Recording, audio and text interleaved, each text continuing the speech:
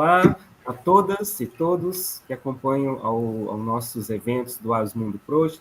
Boa tarde. O Asmundo Proje é uma proposta de divulgar as reflexões de grandes pesquisadores e artistas a partir dos seus estudos e experiências através de conferências, cursos e debates online. Expandindo esse conceito inicial, propomos uma estrutura educacional sólida com conteúdos direcionados ao campo das humanidades e com interesse de sanar lacunas de formação, de reforçar o aprendizado de questões temáticas desse campo. O projeto é uma resistência das humanidades e artes em geral, neste período de desvalorização por parte de alguns setores da sociedade, que se apresenta como um novo horizonte de possibilidades para os profissionais da área e como um portal sociocultural preocupado com as ações inclusivas. Hoje, comemoramos também um ano de atividades do Asmundo Proje, que começamos no ano passado, né, em agosto. Na verdade, fomos preparando tudo desde maio, né, foram os primeiros contatos, as ideias, e organizando toda a estrutura. E a primeira atividade, né, que a gente fez de transmissão de conferência foi em agosto. Então, um ano depois, a gente segue aqui na resistência, né, lutando, né, pela área de humanidades, pelas artes, né, para que continue, né, sobrevivendo, né, a tudo, né, desses momentos bastante complicados que estamos vivendo e dessas dificuldades e desafios. Por isso, nessa retomada, né, a gente pensou numa entrevista debate, onde o tema é os desafios da área cultural em termos de pandemia, né, nesse período, né, desde o início de 2020, né, quando a pandemia começou e teve todas as consequências de restrição, né, confinamento e tudo isso, né, o setor cultural foi um setor atingido diretamente, porque, né, uma boa parte dessa atividade é realizada, né, com a presença das pessoas, né, então isso ficou um pouco em suspenso, né, por causa das restrições, e poucas políticas públicas para poder tentar resolver essas questões, e aí foi só provocando uma série de problemas, e aí os artistas, né, e todas as pessoas que estão envolvidas com o setor cultural se viram obrigados a se reinventar, né.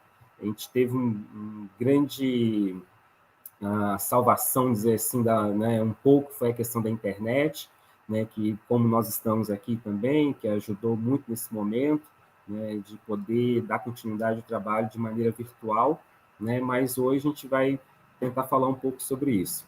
E para esse tema, né, para essa entrevista, para esse debate, nós temos dois convidados, né, que é a Cecília Almeida Salles, né, que é professora titular da PUC, também é autora de livros, e convidamos também, né, o José Luiz da Silva Rabicho, mais conhecido como Rabicho, né, que é compositor, carnavalesco e produtor cultural.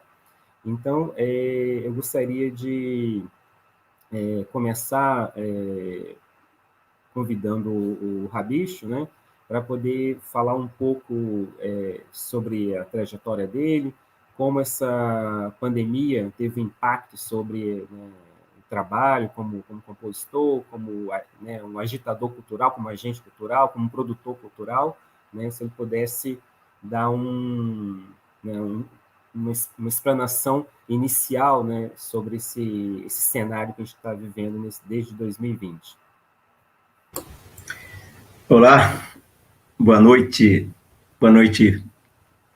Europa, Espanha, em especial a Dani, o Zé Roberto, e boa tarde aqui, Brasil, Renato, Vitor, a Cecília, agradecer mais uma vez pelo convite de falar um pouco sobre as atividades da gente, né, sobretudo nesse período da pandemia, né.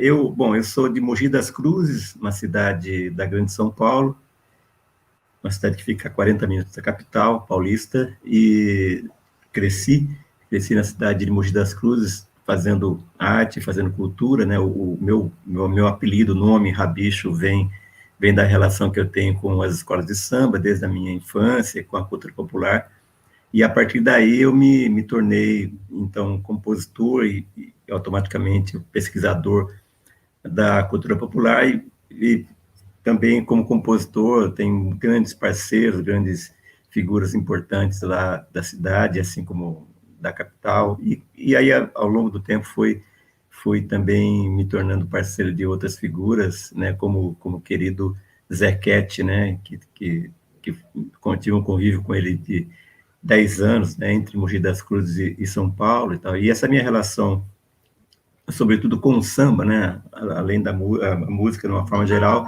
mas com o samba principalmente, pela minha formação, ela se deu muito fortemente, né, e já há mais de 4 décadas, e, e aí eu cresci nesse conteúdo gigantesco, né, da cultura popular, fui me formando, então, como produtor cultural, né, de eventos, de festivais, trabalhei em gestão pública também, e no carnaval, além de compositor, também me tornei carnavalesco, né, na produção de alegorias, de fantasias.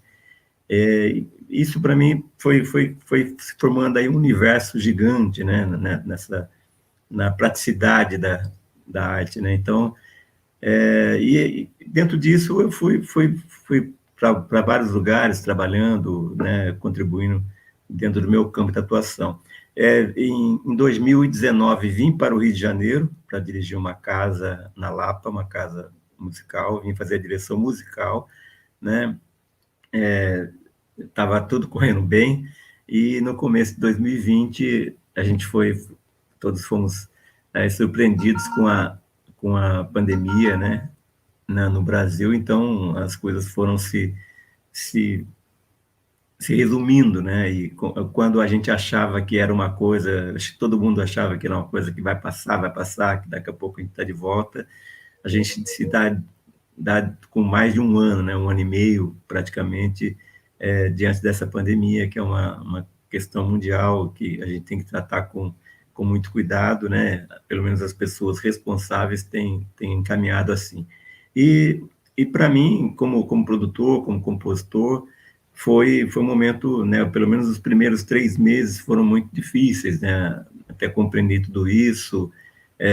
Continuo morando no Rio, né, tenho feito esse caminho de Rio e São Paulo, mas a minha sede continua sendo o Rio, e como todo mundo, eu também passei a interagir com o meu trabalho através de lives, né, de convites, de participações em projetos de outros amigos, né, contando um pouco da história e cantando e tal. E aí teve esse período de adaptação. Essa adaptação, né, confesso que foi difícil, né, sobretudo quem vive no meio do samba, como eu, do carnaval, que tem essa coisa maluca e bonita de estar junto com as pessoas e, né, grandes festividades, grandes encontros, rodas de samba. Eu tenho uma roda de samba aqui no Rio de Janeiro, aqui no bairro de Santa Teresa, né? E a gente tocou pela última vez dia 12 de março de 2020.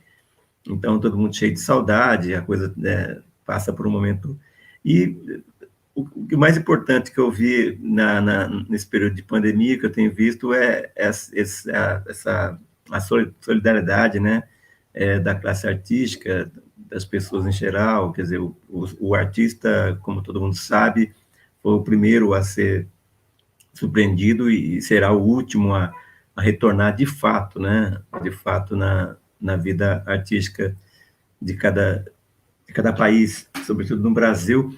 E eu acho que não fosse a solidariedade, sabe, o engajamento daqueles mais, né, empenhados no coletivo, se não fosse isso, a coisa seria mais complicada ainda. Então, eu tenho aprendido muito, acho que todo mundo que passa por esse momento tem dado de frente com coisas bem legais.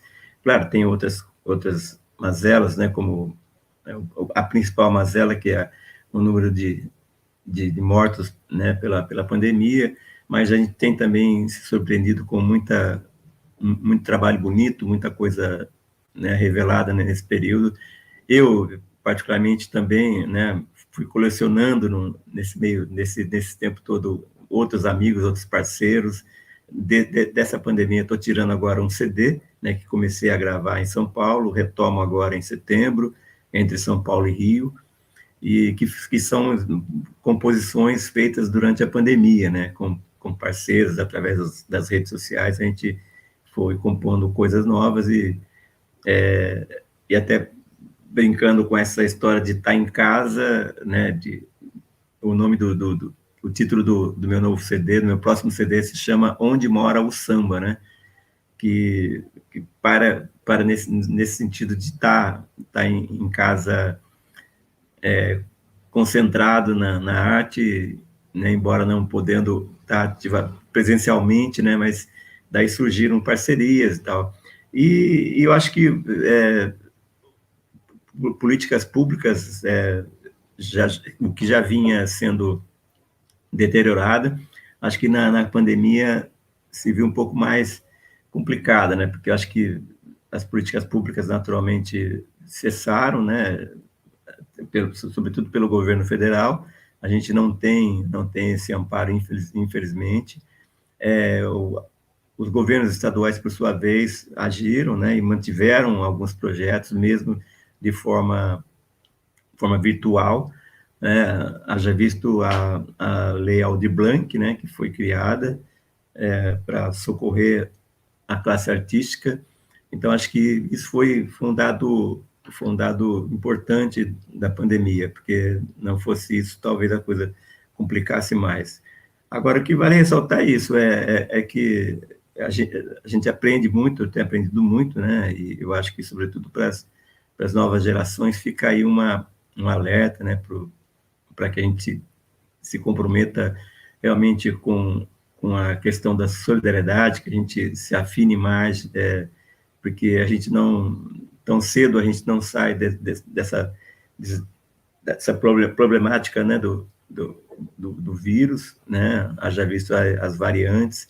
Então, acho que pode ser uma coisa, para muitos, uma coisa chata, as lives, porque sai da questão presencial, mas, para o momento, é o que a gente tem. Então, acho que, por mais que a gente queira o reencontro, a gente tem que saber lidar com isso e tocar os nossos projetos, né? Então, acho que, para mim, que, né, com 64 anos, não imaginava passar por um período desse, eu imagino como deve ser para gerações mais novas. Então, eu acho que fica um aprendizado muito grande e que a gente consiga levar isso daqui para frente de forma harmoniosa, e que a gente tenha colha dessa experiência, frutos bons e que saiamos melhores, né, dessa pandemia.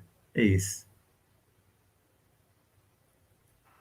Obrigado, Rabicho, pelas suas considerações iniciais. Realmente é um quadro bastante complicado mesmo, né? E depois a gente vai debater e vai, né, aprofundar um pouco sobre isso. Queria convidar, então, agora para os comentários iniciais, né, a professora Cecília Salles, né, da PUC. Esse microfone está fechado. Pronto, eu tinha fechado para não atrapalhar vocês, né? Isso. Então, agradeço muito o convite mais uma vez, estou muito feliz de estar aqui discutindo com vocês esses desafios que eu acho que são realmente relevantes. Eu acho que eu tenho que me colocar em duas posições, como professora e como pesquisadora, embora estejam interligados, mas eu acho que os desafios foram diferentes. Como professora, foi também, como o Rabicho acabou de falar, a partir de 13, né, de março, daquele fatídico 13 de março, a gente entrou para dar aula online, porque a PUC assumiu o online imediatamente. O primeiro semestre, mais uma vez, eu acho que uma palavra que apareceu e vai aparecer foi de adaptação. O que era dar essa aula, que a gente, né, agora, até uma adaptação tecnológica, qual que era a plataforma, enfim. Daí os 2 próximos semestres já entrando numa rotina, né? E agora a gente começando esse 4º semestre, eu acho que vai se acirrando a falta que a gente passou a sentir de uma série de coisas e que eu acho que na sala de aula o que eu ressalto, que o desafio maior foi a aula se tornar muito mais linear do que ela é na sala de aula, que tem aquela rede de interações e que você passa a ter uma sequência de assuntos para tratar, e que antigamente eu não tinha, né? Eu não tinha uma preparação de itens de sala de aula. Eu tinha um grande tema na minha cabeça que ia ser tratado naquela aula, e pelas, né, observações dos alunos, pela pesquisa que nos comentários das pesquisas iam aparecendo, a gente ia montando a aula nessa rede que era que era riquíssima de interações. E a gente passou a viver, eu acho, uma rede muito mais enrijecida, porque existe uma hierarquia, né? O aluno parece que tem acha que ele vai interromper a gente se fizer uma pergunta, e passa, né, até o Steven Johnson usa um termo que eu acho muito bom, das redes líquidas, né, que é essa porosidade da rede de ouvir o outro, e que se perde totalmente na hora da aula remota. E então eu acho que nesse campo, né, de professora, eu coloco essa questão que eu acho que a gente se habituou no meio do caminho, mas hoje passou a sofrer mais do que no começo, de sentir falta dessas interações. Já no campo de pesquisadora, que está absolutamente interligado, né, eu sou pesquisadora, né, de processos de criação nas suas diferentes linguagens. Essa aqui é a minha área de especialização. E eu tenho um grupo de pesquisa que trabalha, né, com esses processos em suas diferentes manifestações. Então, eu falo, né, tantos processos artísticos em todas as áreas, como também jornalismo, publicidade. E esse grupo ele é interdisciplinar. E a gente passou a interagir, a gente tinha reuniões quinzenais, mas o grupo passou a interagir num WhatsApp extremamente intenso. Então, só para dar exemplo para vocês, nesse último mês de julho, nós produzimos um artigo conjunto, coletivo, entre os membros do grupo. Então, só para falar também desses novos desdobramentos que eu estou colocando aqui o digital, né, as redes sociais levaram para essa novo momento. Não sei se nos grupos, nos encontros quinzenais presenciais, isso tivesse sido possível, porque alguém jogou um exemplo de um artista que estava usando no momento o Instagram, e a gente, a partir daí, falou assim, e se a gente fizer, olha que interessante, daí o outro postou outra coisa, foi indo, essa rede foi... E daí eu propus, e se a gente fizesse um artigo coletivo? E saiu, o artigo saiu e vai ser publicado numa revista, já foi aceito, com autor, o grupo de pesquisa. Então, ao mesmo tempo, esse grupo se dedica, né, a esse acompanhamento do que está acontecendo na experimentação contemporânea. O que está acontecendo, claro que tem toda uma história da música, da dança, do teatro, da literatura lá dentro, mas a gente está sempre alerta para o que está acontecendo na experimentação contemporânea, que a gente sempre vê que tem algo sobre processo que está ali em jogo. E a gente viveu isso que você, né, que o Rabicho acabou de falar, aqueles 3 primeiros meses meio todo mundo sem saber o que ia dar, só de susto, né, vivendo aquele impacto. E depois a gente começou a acompanhar as lives, exatamente como ele relatou, e também nós passamos a acompanhar as lives em conjunto no grupo, né, todo mundo assistindo as mesmas lives ao mesmo tempo e comentando. E isso foi gerando, que é o que a gente sempre faz no grupo, gerando reflexão sobre o processo de criação que estava sendo ali, né, que questão que estava sendo ali posta. Eu vou dar exemplo só, uma coisa bem concreta, que é de uma desses, nem digo que foi já um espetáculo, já caminhando um pouco para além das lives, um espetáculo do Amir Haddad, que foi apresentado, né, no Instagram, e era a história do Tuca, aquele teatro do Rio, do teatro carioca, né, do Rio, e que ele fez parte dessa história, e ele relata com todos os membros né? Todas, eu acho que eram os membros desse grupo, tudo acima de 75 anos, e de uma potência, esse relato dessa história, no potencial tecnológico que eles lidavam, que eles conseguem lidar nesse momento. Então, isso eu estou dando um exemplo, mas foram vários e vários e várias coisas que estão acontecendo. Então, eu acho que, por outro lado, a gente está vendo, e usando palavras-chave também, que vocês já colocaram, eu acho que é de resistência, eu acho que o espaço começa mesmo de resistência, a gente vê essa necessidade da arte como resistência, e para nós isso fica mais potente, ver que mostrar esse processo de criação também como uma forma de resistência.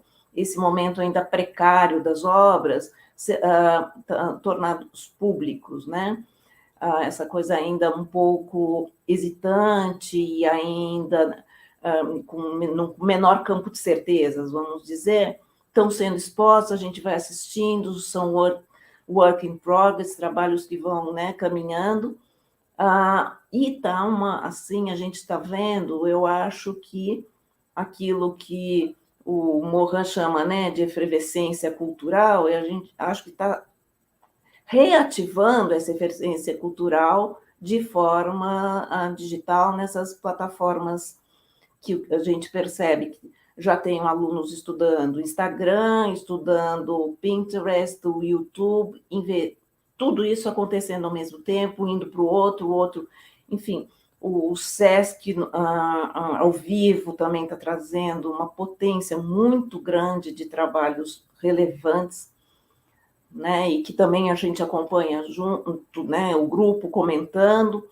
E daí, por exemplo, agora o Evaldo Mocarzel acabou de apresentar um espetáculo muito potente, tudo remoto, com a Ita Lanandi, também com toda a história da Ita Lanandi, como eu venho estudando já o Evaldo há um tempo, o trabalho dele como documentarista, e eu imediatamente falei, mas Evaldo, que espetáculo isso que aconteceu? Ele pegou e falou, olha, estou mandando para você as cartas que eu mandei para a Ítala ao longo do processo, para você acompanhar 2 possibilidades de espetáculo. Então, resumindo, eu acho que diante de tudo isso, para depois a gente continuar essa conversa, eu vejo uma nova efervescência, apesar de tudo, com essa palavra de resistência e de sobrevivência, que vocês também já trouxeram.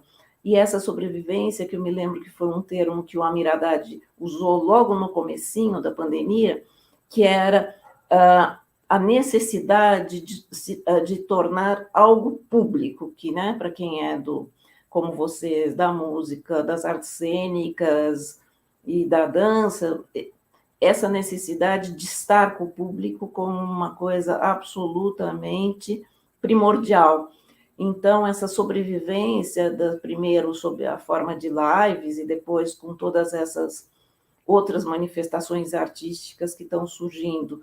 Então, eu acho que, voltando lá ao que eu falei do Morin, essa efervescência continua, apesar das restrições, dessa grave restrição, que é não só, né, do vírus, mas também do governo, que inviabiliza muita coisa, e que, como vocês estão falando, apesar de tudo, ainda essa lei Aldir Blanc está trazendo, né, esse potencial ainda de ser, né, de recursos mesmo, que é importante, né, para quem está trabalhando artisticamente, precisa ter esses recursos. Então, eu acho que, apesar de tudo, com uma certa alegria, vamos dizer, as brechas, como o Morin diz, estão sendo aproveitadas. Então, apesar das restrições, a arte vai lá e consegue furar, e consegue, por necessidade e por sobrevivência, furar, né, todas essas restrições e trazer desafios novos, artísticos, para nós, pesquisadores, entendermos e falarmos deles. Então, acho que é por aqui eu coloco, depois para a gente continuar a conversa. Obrigado, Cecília.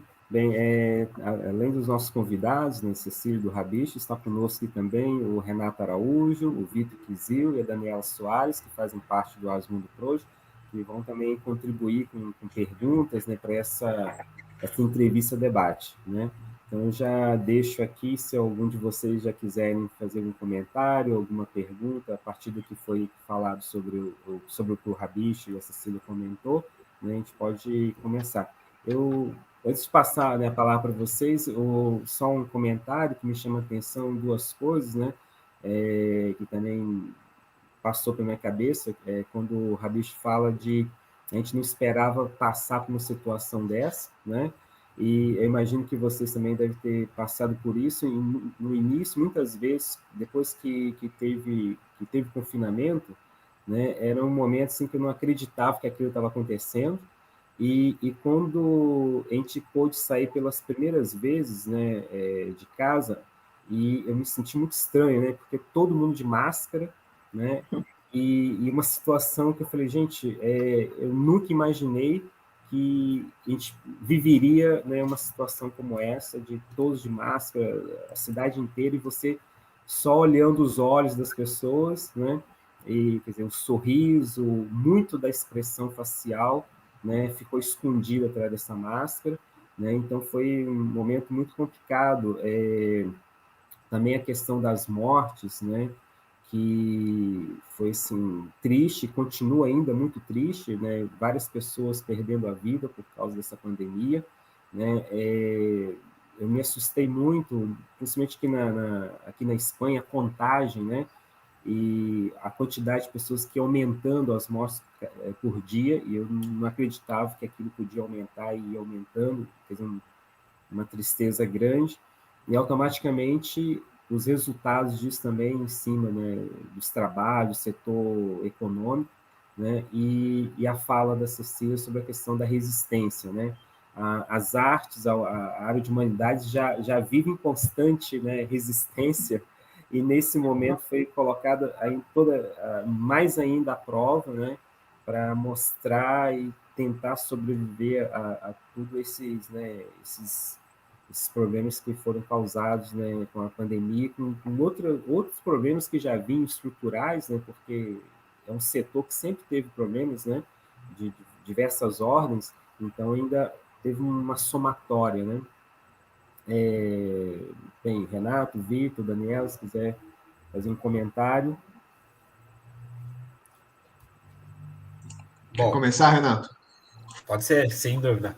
Bom, muito obrigado pela presença, Rabicho, Cecília. Estamos muito contentes com a presença de vocês aqui e gostaria então de fazer uma pergunta. Na verdade, uma pergunta que tem a ver com o histórico dos dois, né? E acho bastante interessante que nós somos da área cultural, né? O Zé é um maestro, né? A Dani também formada em filosofia, assim como eu, mas também trabalha com artefatos culturais, né?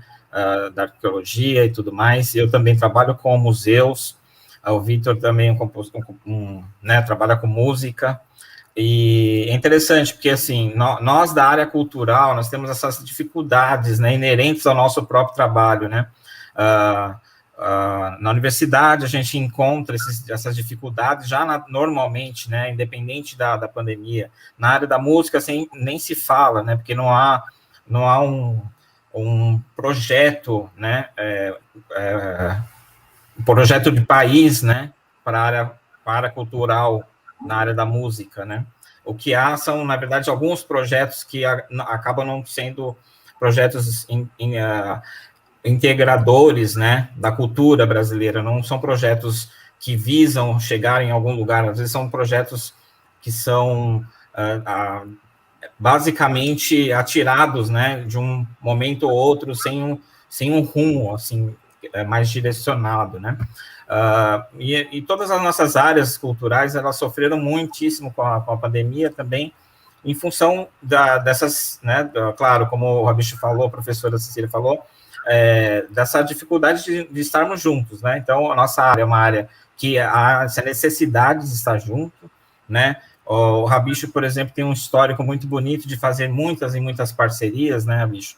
Então, há também essa dificuldade nesse sentido, porque esse trabalho que você faz é um trabalho que exige também o contato, né? Então, a gente precisou criar, né, alternativas, criar soluções para a gente poder continuar o nosso trabalho, né?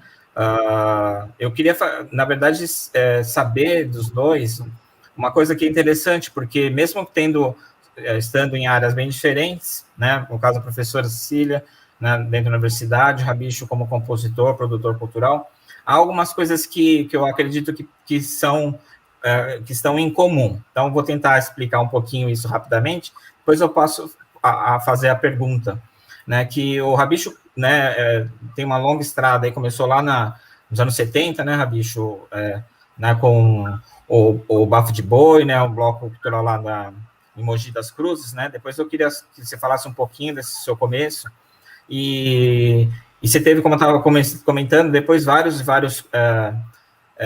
parceiros, né, tanto na área da valsa, bolero, samba, você tem aí uma gama bastante ampla, né, de atividades na área da música, e eu acho bem interessante isso, porque uma grande pegada sua, eu sei que é a letra, né, você é um ótimo letrista, e isso eu acho que tem muito a ver com uma pergunta que eu ia fazer com a professora, que é a seguinte, né?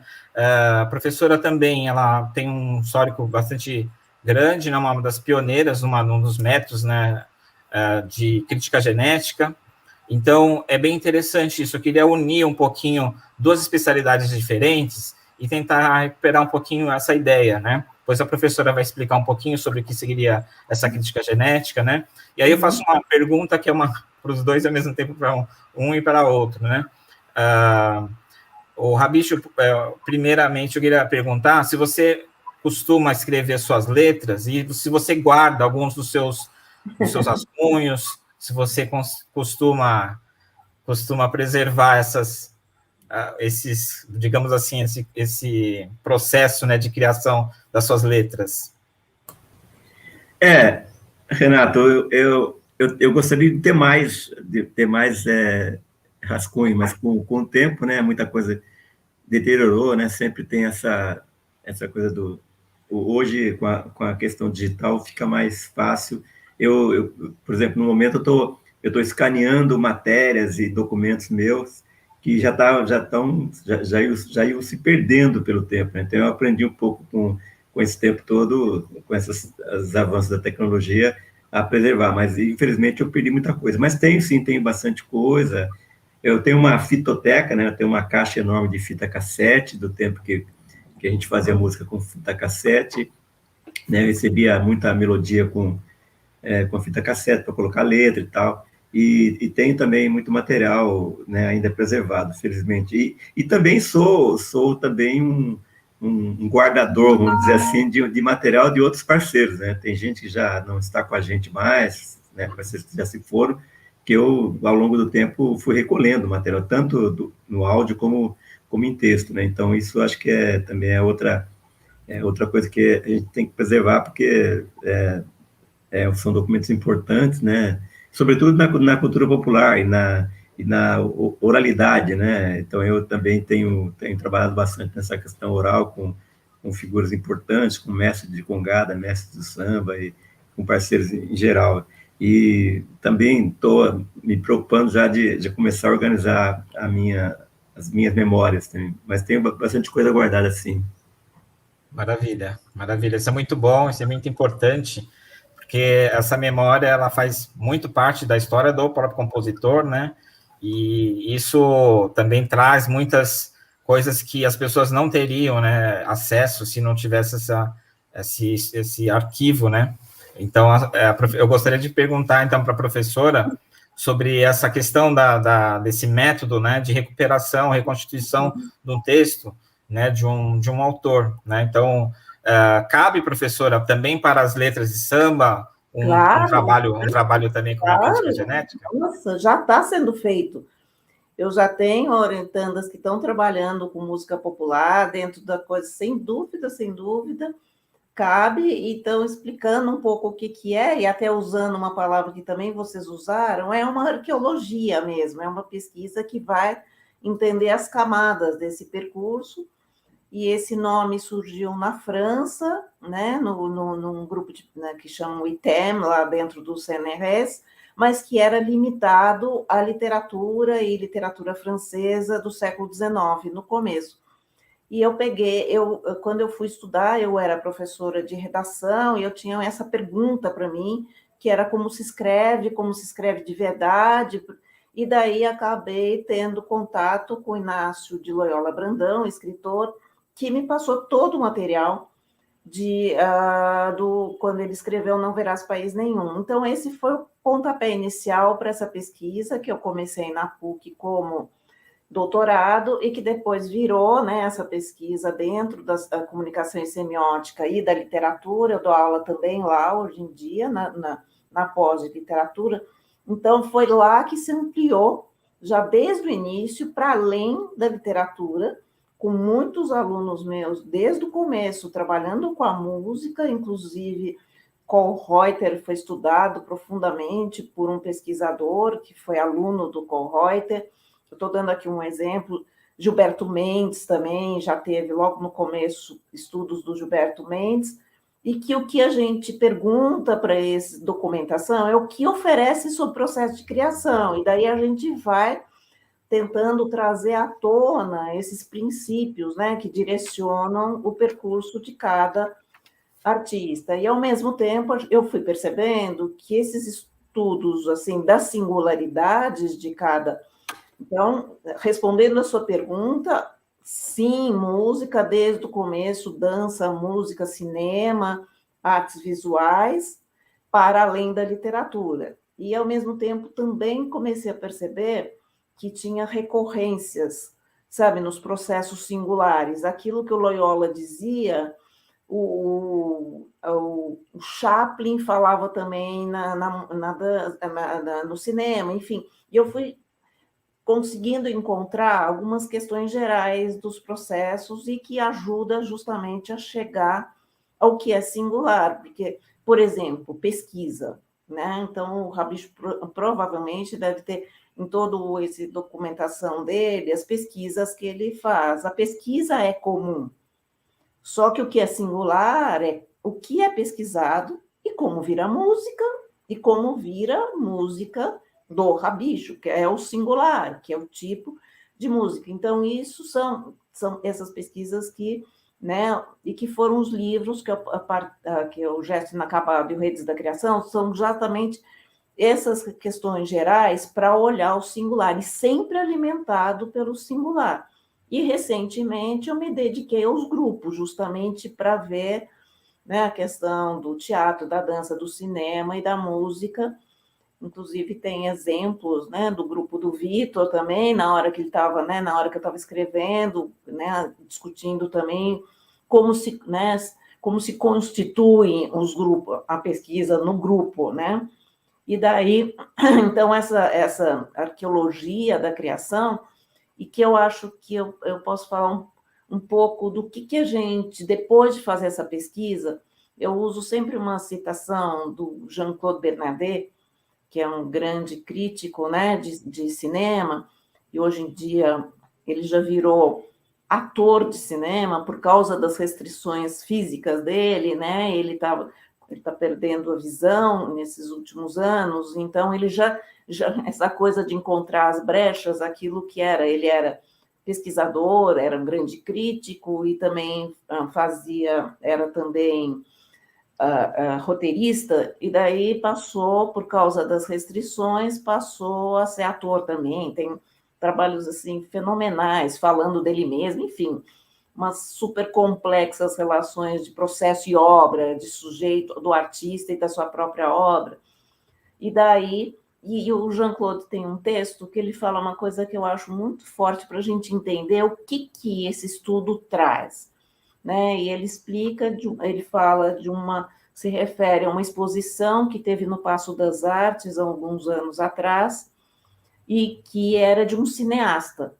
E o cineasta levou para a exposição no Paço das Artes, o que é interessante a gente pensar, que é um cineasta levando para o espaço das artes visuais, né, de exposição das artes visuais, tudo que tinha sido cortado, né, do filme, então que não tinha entrado no filme, os copiões, né, do que não tinha entrado. E era isso que a gente assistia nessa exposição. Você ia lá e podia assistir tudo que não tinha entrado no filme.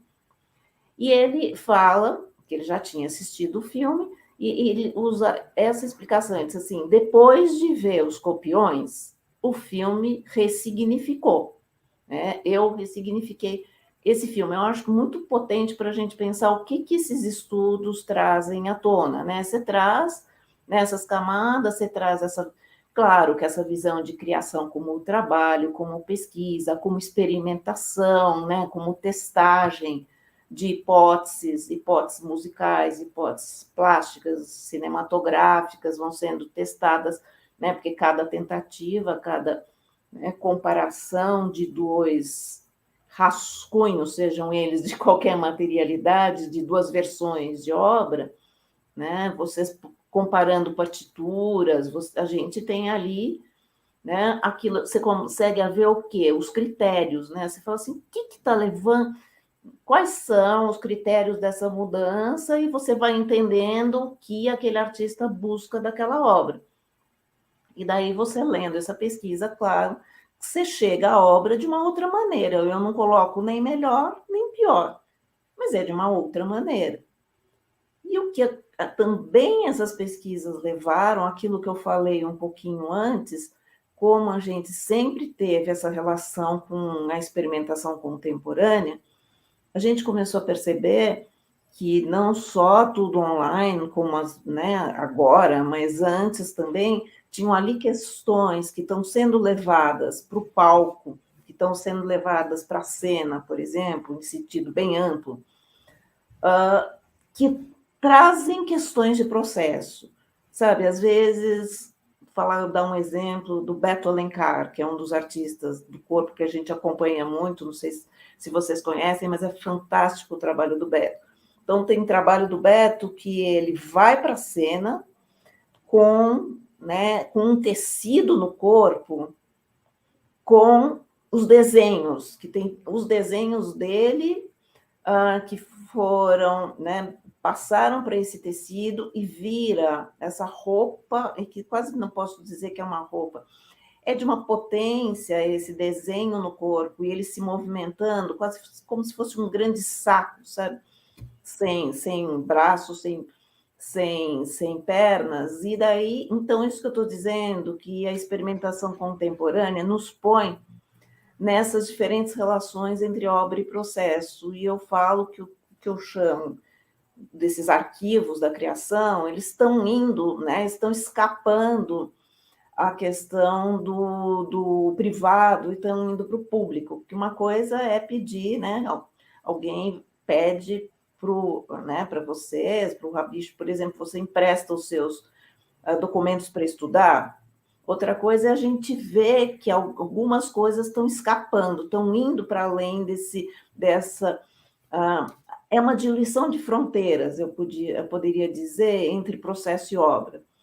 Então, e isso veio, voltando ao comecinho do nome Crítica Genética, ele era um nome muito fixado dessa origem francesa e que é muito limitador, né? O olhar dos franceses é muito assim, vai até aqui, a partir daqui já não é mais crítica genética, e daí que eu passei a usar a crítica de processo, porque eu achei que dava uma liberdade maior para falar sobre tudo isso, que era sempre assim, mas como assim? Olha, por exemplo, eles nunca olhariam aquilo que foi para o espaço expositivo, porque eles iam dizer, mas o que foi cortado já foi depois da estreia do filme, então não conta, sabe? Então, eles têm uma coisa ali, eles determinam que eu acho que o processo é contínuo. Então, se você leva isso para outro espaço, né, como vocês, tem sequências aí, se a gente olha ao longo do tempo, né? E também, Renato, no seu trabalho, traz à tona muitos estudos também sobre curadoria, sobre processo de curadoria, processo de vocês nessa produção cultural, né? Tem um percurso aí, né? Então, é esse potencial para se pensar os objetos nessa sua mobilidade.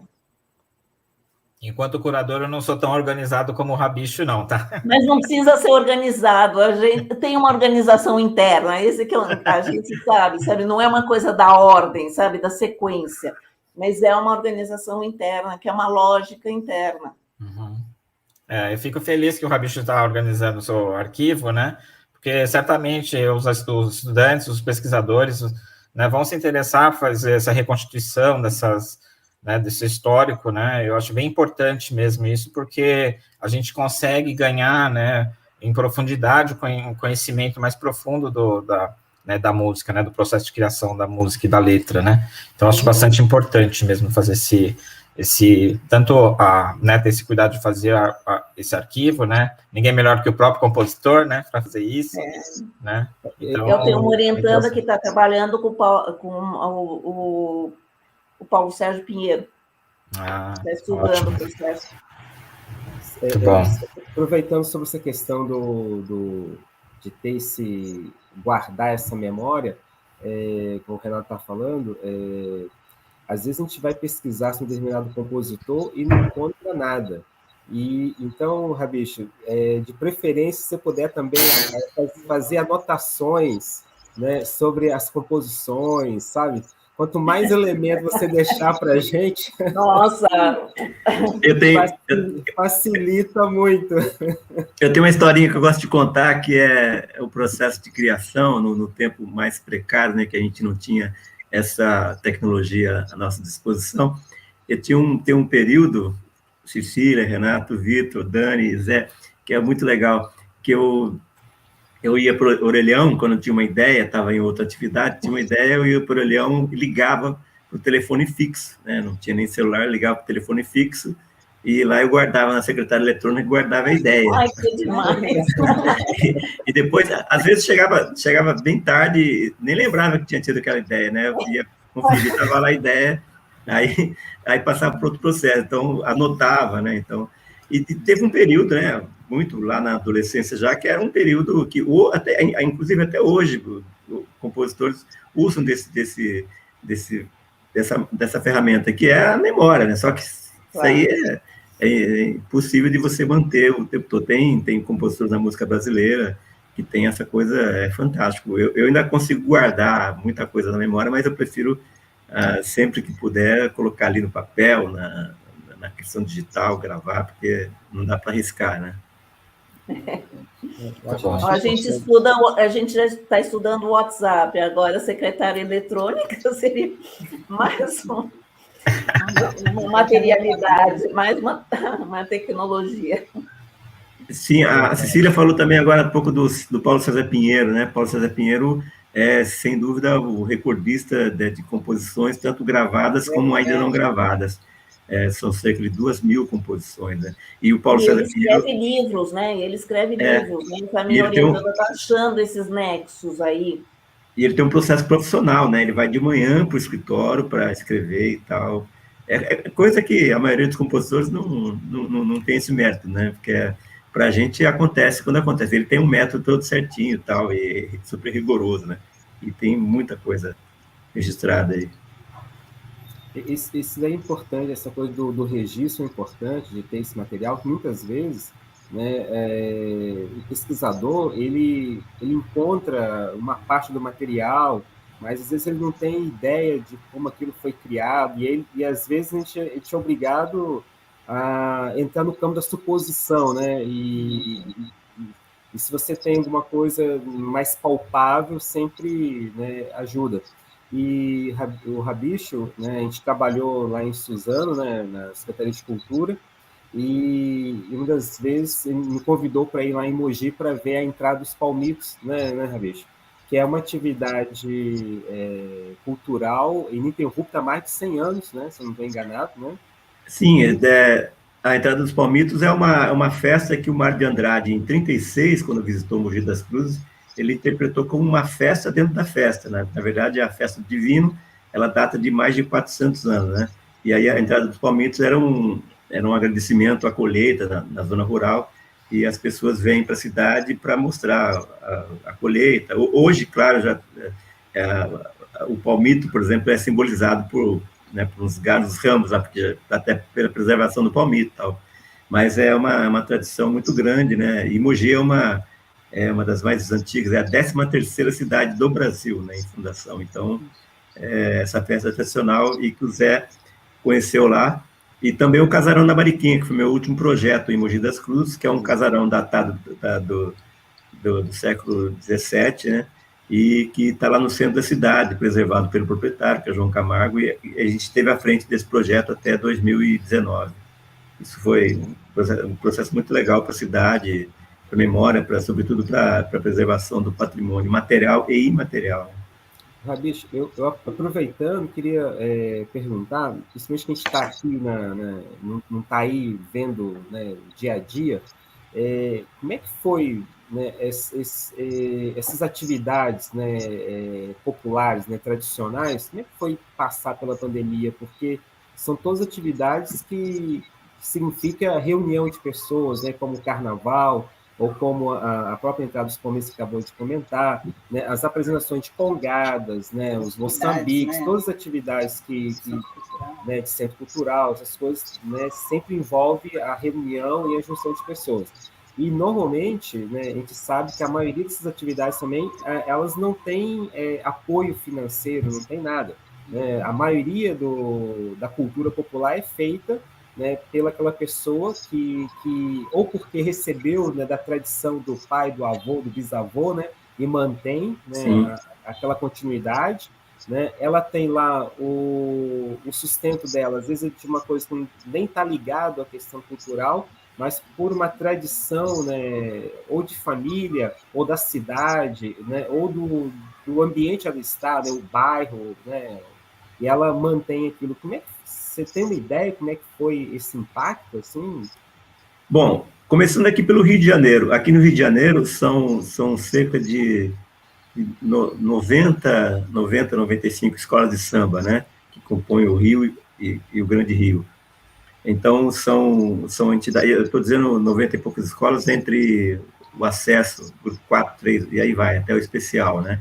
A visibilidade que tem é do grupo especial, porque a televisão mostra, mas tem muito mais, e são núcleos que geram emprego e renda, e que estão extremamente abalados, né? Então, hoje, para a comunidade do samba, do carnaval, eles não entendem que em 2022 não possa ter. Então, já estão anunciando, embora ainda a cepa esteja, a variante Delta, né, está circulando muito, sobretudo no Rio de Janeiro, a pessoa já está se programando. Mas o Rio de Janeiro é assim, né, esse programa que vai ter carnaval, é como se o carnaval fosse amanhã, né?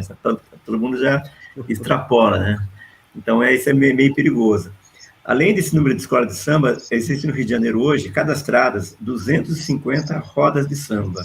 Né? 250 rodas de samba na cidade do Rio de Janeiro. Né? Quando eu falei das escolas de samba, elas estão no entorno, né? São Gonçalo, Niterói, Duque de Caxias. Agora, as rodas de samba, elas 250 rodas na cidade do Rio de Janeiro. Isso é uma coisa... E tanto o desfile das escolas de samba como as rodas de samba proporciona, né, trabalho para muita gente. E no âmbito da cultura popular, mais ligado a Mogi das Cruzes, por exemplo, que é a minha cidade, Mogi das Cruzes, ela é a cidade que tem o maior número de congadas, né? De congadas, Moçambique, Marujada, e esses grupos também foram muito afetados, né? E até para eles adaptarem, alguns grupos se adaptarem à live foi meio estranho, né? Porque o legal das congadas é que essa coisa da ingenuidade, né? Eles trazem essa tradição familiar com ingênuo, né? Então, isso, até o celular, para muitos, ainda é uma coisa nova, né? E é muito legal você ver eles, embora que meio na pressão, se adaptando à coisa virtual. Então, alguns grupos têm se virado bem, né? Têm recebido o apoio de segmentos, de parcerias, né? Da lei, né? A Lei Aldir Blanc, várias congadas em Mogi das Cruzes, que eu acompanho mais, também se viraram com a Lei Aldir Blanc. Mas, enfim, acho que é um momento muito, muito, muito novo para esses núcleos, né? E acho que tem acontecido alguns milagres aí, porque, por exemplo, a geração de trabalho e renda no Carnaval, por exemplo, é uma coisa gigante, sobretudo em São Paulo e Rio, né? Então, é uma rede enorme, são famílias inteiras, são comunidades inteiras que têm sido socorridas, em primeiro momento, com as cestas básicas, né?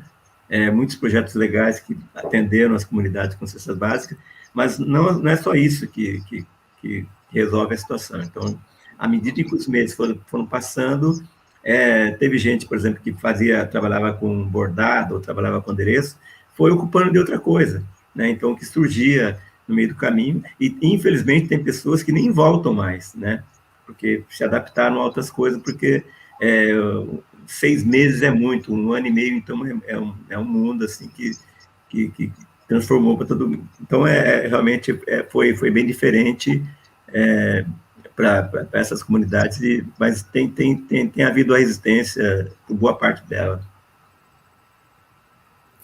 O problema é a falta de apoio financeiro, né? Sim, sim. É verdade. Bom, E aí, no fator Escola de Samba Rio de Janeiro, São Paulo, tem a questão da Rede Globo, né? A Rede Globo detém o poder, todos os direitos, né? E ela não vai repassar dinheiro por uma coisa que não está em atividade, né?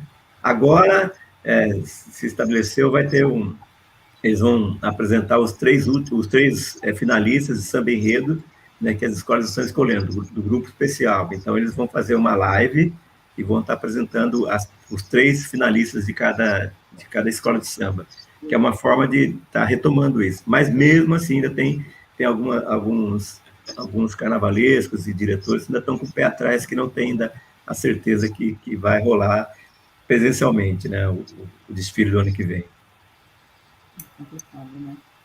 Eu queria primeiro agradecer o Rabicho, né, e a professora Cecília pela presença, né, os colegas Vitor, Renato, e eu queria também puxar, aproveitando o tema apresentado pelo Rabicho, né, do Casarão da Mariquinha, que eu cheguei a conhecer lá em Mogi, que foi uma iniciativa do proprietário, né, uma iniciativa privada, de transformar esse casarão da família dele num centro cultural, que era fantástica, né?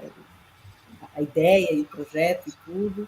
Também puxando um pouco a questão do Renatinho, também da coleção das 1.700 obras que estão sendo doadas também, de uma coleção privada para o Museu de Curitiba, né?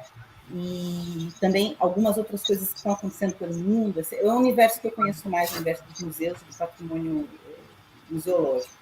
Recentemente, o Museu de Nova York, o Metropolitan de Nova York, teve que leiloar algumas obras para poder conseguir manter o museu com os funcionários, toda a estrutura deles funcionando.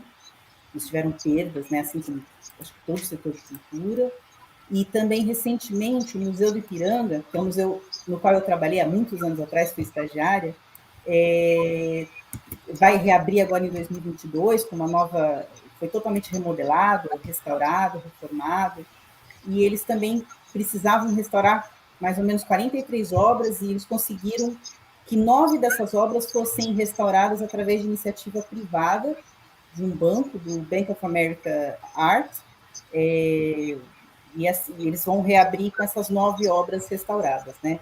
E aí eu faço também um cenário aqui da Espanha, onde a gente está, que eu participava sempre muito de escavações arqueológicas, porque aqui eu tenho trabalhado mais na linha de arqueologia, fiz um mestrado em arqueologia clássica, e durante essa pandemia praticamente todas as escavações foram canceladas por falta de condições de seguir. E aí o que eu pergunto nesse cenário de total devastação, né, do patrimônio, seja material, seja imaterial, como é que vocês veem, tanto o Rabicho quanto a professora Cecília, a questão dessas parcerias públicas-privadas? Porque né, acredito que daqui para frente a gente vai precisar cada vez mais desse tipo de parceria para começar a vislumbrar formas de a gente retomar, né, as coisas, pelo menos parecidas como era antes dessa pandemia. Como é que vocês veem? Quer falar, Rabicho? Bom, essas parcerias, elas, quando não acontecem naturalmente, elas se evidenciam por por meio de leis, né? Já visto aí as leis de incentivos, né? Que nem sempre também chegam ao artista médio e pequeno, né? Esse é um lado triste da coisa, quando essa isenção fiscal acaba chegando sempre aos grandes nomes. E na pandemia não foi diferente, né? Na pandemia também os grandes nomes se deram bem de novo, né? Quer dizer, a todas as marcas, não vou falar o nome das marcas, mas todas as marcas aí brasileiras acabaram apoiando a cultura mais, né? Claro que outros pequenos e médios produtores e artistas também foram beneficiados, mas a proporção é uma coisa gritante, né? Então, isso é um sinal aí para... Essa conversa já é antiga, mas é um sinal que está pegando pela pandemia que a coisa mude, né? Daqui um outro governo, porque não dá para ser sempre, né, favorecer, como na economia, que os bancos, né, os banqueiros ganharam bastante dinheiro na pandemia, da mesma forma também os grandes artistas. E não vou citar aqui artistas, mas são artistas brilhantes, sim, mas que, né, na verdade, o socorro era para aqueles que foram afetados. E esses grandes artistas, também que foram mais beneficiados, não foram afetados, né, devido ao caixa que eles já tinham, porque são shows aí para lá de 100 mil, né? Então, enfim, mas eu acho que essa questão da parceria público-privado, ela é importante, né? E ações, por exemplo, como Casarão da Mariquinha, né? Que eu tive a satisfação de fazer a gestão lá com o João Camargo, que é proprietário e tal, é uma iniciativa, né? De uma pessoa que cede um espaço e tal. Agora, eu acho que tem que haver outros mecanismos, né? Que, por exemplo, com relação a espaço, né? Tem muitos espaços em todas as cidades, né? Eu conheço muitos aqui no Rio de Janeiro e muitos, né, em São Paulo, em Mogi das Cruzes, principalmente. São espaços de fábricas desativadas, né?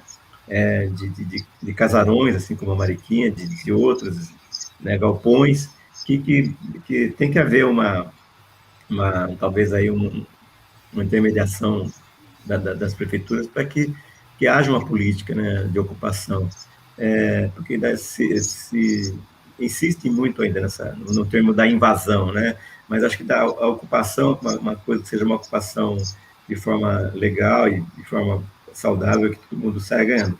E realmente para que os núcleos, grupos, né, os artistas façam dali, criem receita, né, para tocar os seus projetos. Eu acho que tem que haver aí uma questão sensível, né, por todas as partes, para que realmente as pessoas entendam que esses espaços ociosos não vão produzir nada além de umidade, além de teia de aranha, além de paredes ruídas. Então, acho que às vezes é muito mais importante que esses espaços sejam ocupados por arte, por cultura e outros projetos de nível social, né? E como lá no Casarão da Mariquinha, a gente tinha uma relação com a população em situação de rua, então eles também participavam dos projetos, né? A gente atendia dentro do possível. Então, isso foi uma coisa que o espaço projetou para a cidade, que teve grandes exemplos. Chegamos a ser premiados com o prêmio Governador do Estado em 2017. Então, acho que é isso, é sempre essa leitura, essa visão de que o privado e o público pode caminhar e pode gerar aí frutos legais. Eu acho que certamente também a gente sente, como pesquisador, ser chamado para as leis, né, quando começa. Agora estava aqui em São Paulo vários projetos, daí chamando a gente para fazer parte, né, entrando, né, com esses pedidos das leis. Só que, sob o ponto de vista da universidade, claro que o gargalo vai ficar muito menor. Por quê? Eu estou assistindo na universidade, né, a minha universidade não é pública, né, e o corte das bolsas, né, claro que atinge também as públicas, mas para nós é mais ainda, porque a universidade é cara. E o corte das bolsas do governo foram radicais, sim, radicais. E de um dia para o outro, assim, corte da gente ter perdido, sei lá, 40% das bolsas de um programa. E que daí, então, e a gente já passou a falar palavra parceria começou a aparecer nas reuniões dos colegiados de pós-graduação, pedindo como nós precisamos encontrar parcerias, precisamos encontrar. Essa passou a integrar, né, também nossas como palavra-chave para, né, tornar possível continuidade, porque as coisas estão fechando, né? Quer dizer, tudo isso é muito grande, né? Porque a pandemia é uma coisa, mas o governo tornou isso mais ainda, né? Porque se nesse momento, por exemplo, as bolsas não tivessem sido cortadas, era menos problema, vamos dizer, só que é tudo. O problema é que foi tudo. Então, eu ouço isso. Gente, precisamos de parceria, precisamos ir para os bancos. Gente, mas que banco que vai apoiar uma pesquisa universitária, sabe, um mestrado e um doutorado? Então, é um sonho. Não, mas eu conheço fulano, conheço não sei o quê. Mas não vai conseguir, porque, né, como o Rabicho está falando, além de tudo, para os artistas. Então, eu acho que a saída, mas ao mesmo tempo, do jeito que nós estamos vivendo, é um sufoco de falta, né, de apoio. Então, vejo isso, eu acho que o que eu vejo da efervescência artística e dos pesquisadores é muito mais potente do que esse campo de possibilidade de financiamento, que eu acho que está realmente sufocante.